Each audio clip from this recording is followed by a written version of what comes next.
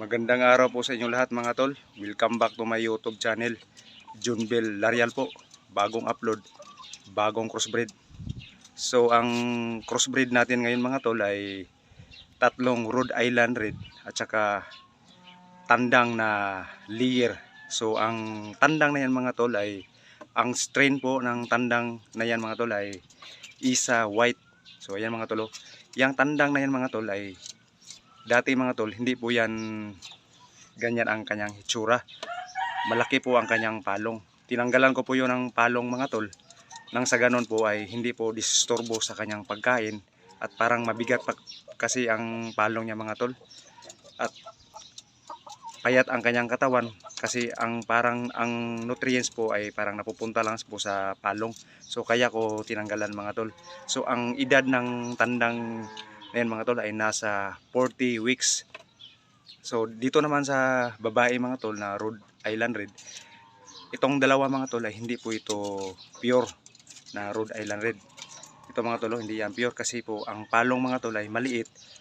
Yang isa naman mga tol ay maliit din. Compare doon mga tol, yun doon sa dulo.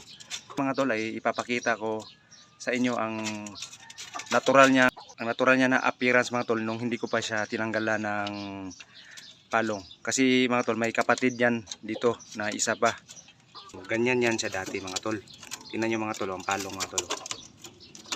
Malaki di ba mga tol? So kaya ko tinanggalan. Sa sunod din mga tol, kung may pagkakataon po ako na hindi ako busy, tatanggalan ko din yan mga tol. Kasi disturbo talaga mga tol sa kanilang ulo. Saka doon sa pagkain, sa pagtuka. Mga tol, ganyan po ang palong niya dati, yung isa.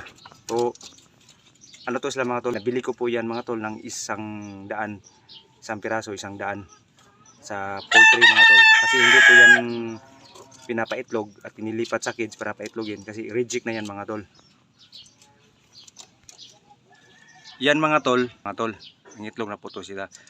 May na-advance na po ako mga tol na pina-incubate na una-una 3, din 6, tsaka may 10 doon ako mga tol na ipahabol ko, ipalimlim.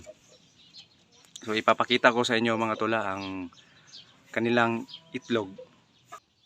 So ito mga tol ang itlog mga tol na sunod ko ipa-incubate mga tol. Ito po ang aking ihahabol mga tol. Nang sa ganun po yung madagdagan po yung ang sisiw.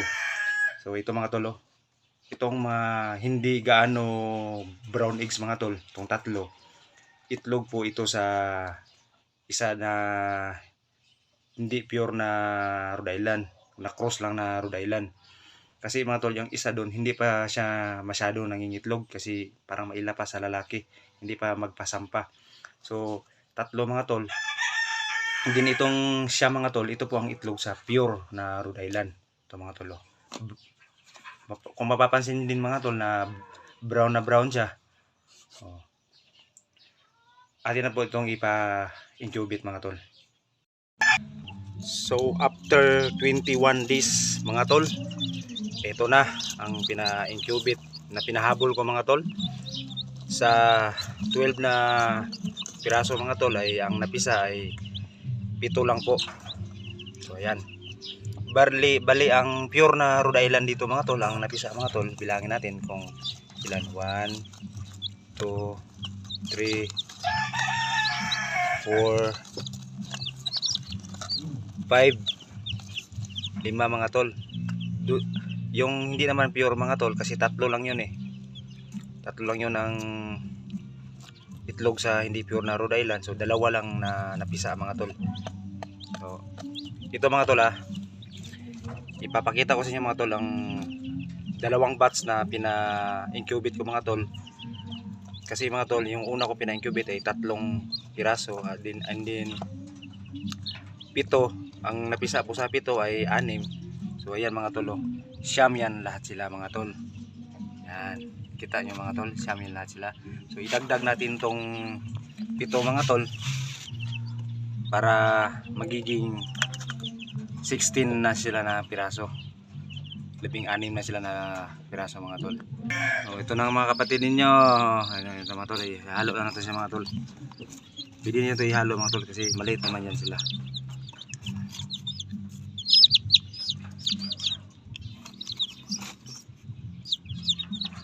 Mga tol oh.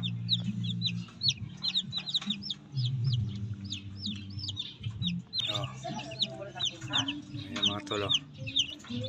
So ayan mga tol, naglagay na rin ako ng makakain lang mga tol. Integra 1000. Ayan mga tol oh. At ito mga tol yung patubigan nila mga tol. Timplahan na rin yan ng vitamins mga tol. Na Bitrasin Gold. So sana mga tol sa crossbreed na ito mga tol ay makaselect po tayo ng maraming babae at gawin naman natin mga tol ng materialis para paitlogin. Kasi mga tol nag-observe pa ako mga tol kung ano ba ang quality ng if ever sila ay malaki na, tatanda na, kung ano ba ang quality ng kanilang itlog. Brown eggs ba siya o hindi ba siya gaano kang brown o may puti ba siya, mas lilitaw ba yung puti. Kasi mga tol, crossbreed nga to sa Rhode Island at saka sa layer na lalaki. May part 2 pa tayo mga tol at part 3, so sana makaabang kayo sa mga susunod kong video kung ano magiging resulta nito. Mga tol, parang masikip ata ang kanilang kulungan mga tol kasi 16 lahat ito Maggawa pa ako mga tol ng medyo malalaking kulungan ng ano nila, brooder house nila kasi parang masikip mga tol So pag samantala lang muna sila dito mga tol. At least may ilaw, hindi po sila malamigan.